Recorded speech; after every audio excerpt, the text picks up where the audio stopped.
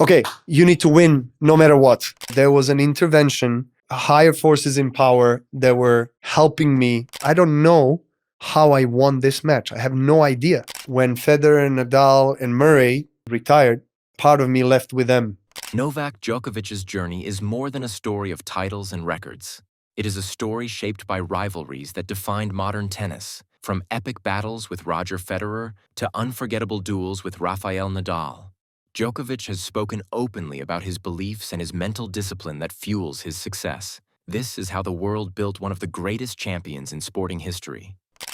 One of the most impactful moments of my upbringing and my childhood is when he brought 10 Deutschmarks, and I've said this story many times, which is equivalent to $10. And he said, this is all we got. And that's where it also hit me that not having success is not an option. Like, I have to succeed. It's basically a matter of existence, a survival of my family.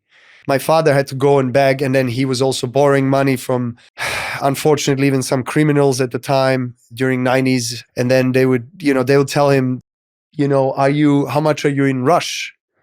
And he's like, listen, I'm asking this money from you because of my son. He's playing tennis. We're going in America. I'll return this money within whatever they agreed on, 1 or 2 months, whatever it is, 3 months. He says interest rate was 15%, but because you are in rush, it's 25.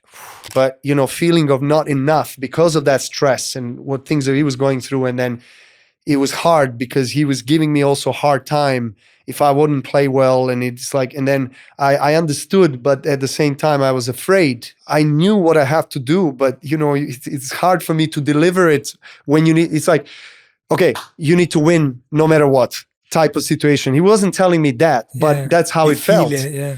That's why I say that the success that I have achieved is not only due to my father or my parents, it's also the divine higher force. I strongly believe that there was an intervention, and there still is. There's higher forces in power that were helping me in some of the most difficult moments, in my family as well. I am a man of faith, and I really truly believe in God and the higher spiritual force that intervenes in the most difficult moments if you open your heart. I felt it on my own skin. Jay, to be honest, I really don't know how I won certain matches.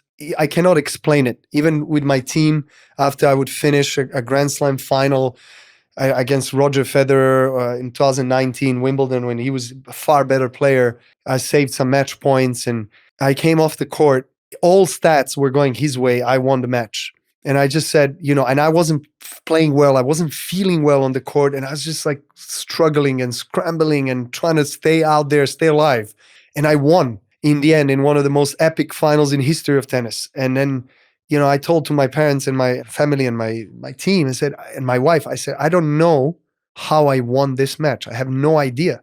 At the same time, I do know deep inside that there's that connection happening, and that there's also that help. Sometimes there's this divine power that really, if you allow it, if you believe it, that really helps you come out of a trouble and achieve things. Those rivalries really shaped me into the person I am, into the player that I am, and definitely grateful for everything that I experienced with these guys. When Federer and Nadal and Murray, my biggest rivals, retired, actually most recently, in the last year or two, part of me left with them. And I really feel that because I thought, well, it's not going to be difficult for me to kind of shift my attention in terms of who are my principal rivals on the tour from them to someone else. But it is tough because I'm used to these names, these guys, these faces for 20 years. And then new faces come in, and it's normal, how can I say, evolution of our sport. And it's normal that you have new generations that are kind of come in and dominate the tour. I'm experiencing something I have never experienced before, but that's also fine. I'm trying to embrace this journey. But also I think what is very important to me personally, and what I have expressed directly to all of my basically rivals currently today, the young guys who are going to be the carriers of the tennis for the next decade, is that I'm here for them to share my experience, even though it's difficult because we're facing each other. But I still feel that in a way that's also my role, it's also my responsibility. And it's also a great opportunity for me to do that because it really fills my heart with joy that I'm able to convey my experiences, my knowledge, whatever that I can from my journey to new generations, because naturally the tennis should get better. And we all want tennis to get better, to be better. And I want somebody to break my record in the future, or all of the records. Why not? I mean, this is how it should be. If I can contribute in a way where I can say, hey, aside of the barriers that we created in a rivalry, if you need help with, I don't know, public relations, if it's, marketing, if it's dealing with the outside world as well, that is very difficult, dealing with anxiety. We all have that. We all know how it is to feel alone. You let yourself down or you let other people down. Mental challenges in a high level professional sport are 100% present with everyone. It's just a matter of how you deal with it, who you have in your support system that can help you.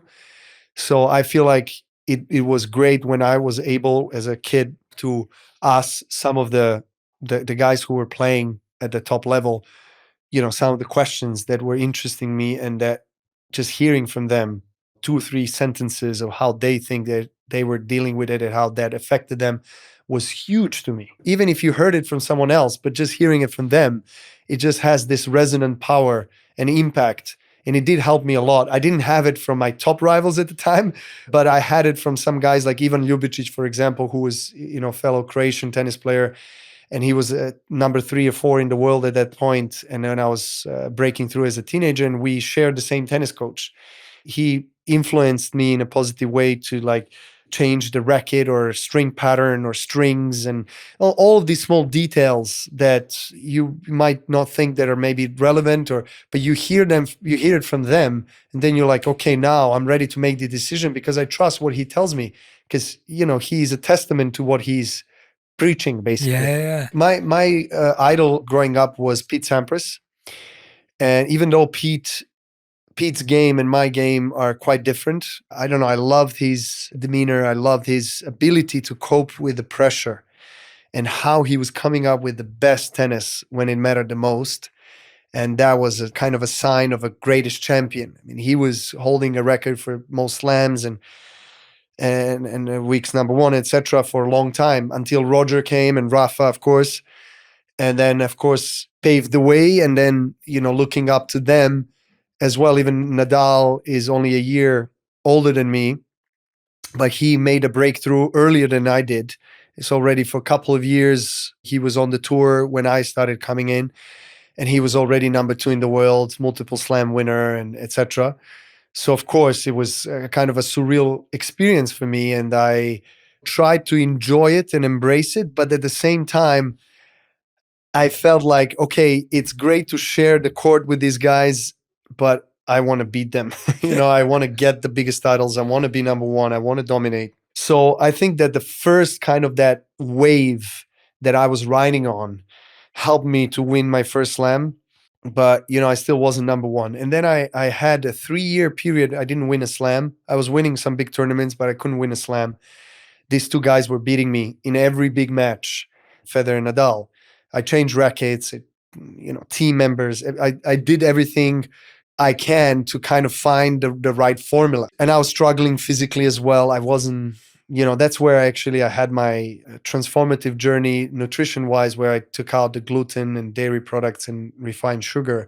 So that year, 2010, 2011, is when I experienced a huge boost of energy and transformation, and that change. An unbeaten run of 40 plus matches, and had 3 slams, and became number 1, and had one of the best seasons of my life. And that's where everything started going in the upwards direction.